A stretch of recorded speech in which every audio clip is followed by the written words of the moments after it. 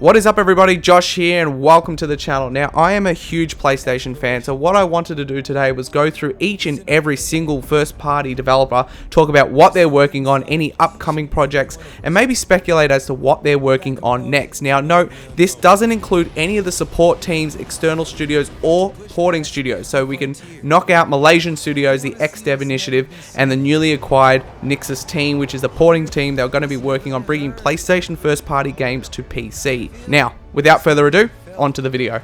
Remember, do not underestimate the power of PlayStation. Up first, Team Asobi, the team behind the PS5 exclusive Astro's Playroom, originally formed in 2012 and formally welcomed to PlayStation Studios in June 2021. Team Asobi are the studio behind the hit platformer Astro's Playroom and the VR title Astrobot Rescue Mission.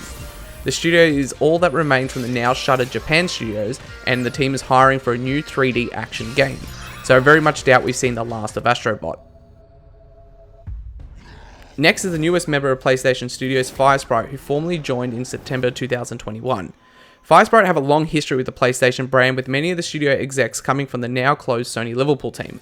Firesprite houses a hefty development team of 250 developers, and their previous work includes Playroom VR, the phone game Run Sackboy Run, and the Persistence for PS4 and PSVR. Now, the team is actively hiring for 3 new projects: a story-driven narrative game, a groundbreaking action shooter, and a VR game based on the best-selling console IP. Now, rumours have started to circulate that the VR game may be related to the Horizon series. Speaking of Horizon, next up is Guerrilla Games, the studio behind Killzone and the critically acclaimed Horizon Zero Dawn. Guerrilla Games recently moved to a new Amsterdam studio with the aim of staffing up to 400 plus developers. The studio is hard at work on Horizon Forbidden West, releasing in February for both PS4 and PS5, and the studio is also actively hiring for a second project, which many hope is a SOCOM reboot, but at this stage nothing has been formally announced. Next is longtime second-party studio Housemarque, who formally joined PlayStation Studios this year.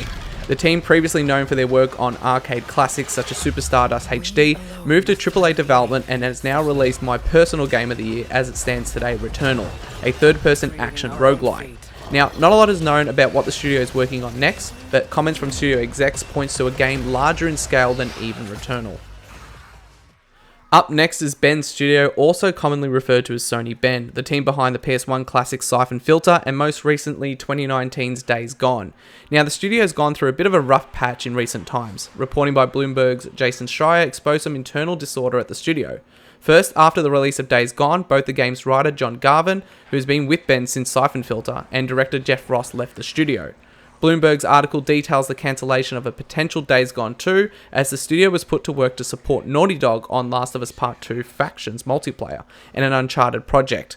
Leadership requested to be put off the Uncharted project, and now the team is actively in development on a new AAA IP. Now, Media Molecule is probably the weirdest of the bunch. The team shepherded in the create, share, play idea with PS3's Little Big Planet. From there, the team went to work on Tearaway for the PS Vita, which was then ported to PS4.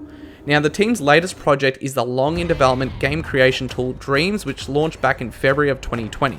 The team's been updating the game since and likely will continue to support the game whilst possibly in pre-production on a new title.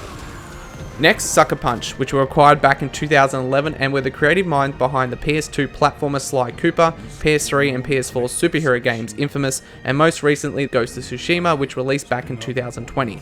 Since then, the studio has actively hired for a potential sequel whilst working on Ghost of Tsushima. Sucker Punch successfully implemented a multiplayer mode called Legends in 2020, and as early as this year ported the game to PS5 in the form of Ghost of Tsushima Director's Cut, adding a 10 to 15 hour expansion in the form of the Iki Island expansion. Next on the list is Pixel Opus, a small and innovative team behind 2017's Concrete Genie. Now, the studio has only actively released 2 games, but is now in production on a new PS5 project with Sony Pictures Animation. Next is Polyphony Studios, one of the oldest studios in PlayStation stable, founded back in 1998, and is the veteran team behind Gran Turismo. Now, the team are hard at work on the development of GT7 for both PS4 and PS5, launching in March 2022. Next is London Studio, the British-based developer best known for its peripheral-based games, PS2's SingStar and iToy, and most recently PSVR's Blood and Truth. The team was also behind the PS2 game The Getaway and is currently hiring for an unannounced PS5 project. We are yet to see what the project is, nor do we know if the game's a PlayStation 5 only game or will be released on PlayStation's next generation VR unit. San Diego is the sporting team that brings to life the hugely popular MLB games each year. The team basically works exclusively on these games, which due to licensing issues with MLB themselves will now be releasing multi-platform. That's right, for the first time ever, a first-party PlayStation game will now be available on rival consoles.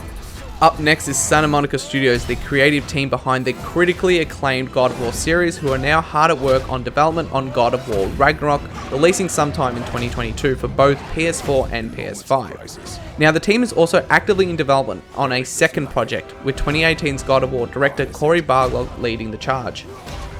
Up next is the ratchet-throwing, web-slinging Insomniac Games, which was acquired back in 2019 for $229 million. Insomniac homes 400 plus developers at 2 different locations and are the masterminds behind the PS1 classic Spyro the Dragon, PS2, 3, 4 and 5's favourite Lombax and little robot companion, Ratchet & Clank, and how could we forget the studio behind 2018's Spider-Man, 2020's Miles Morales, and now 2023's Spider-Man 2.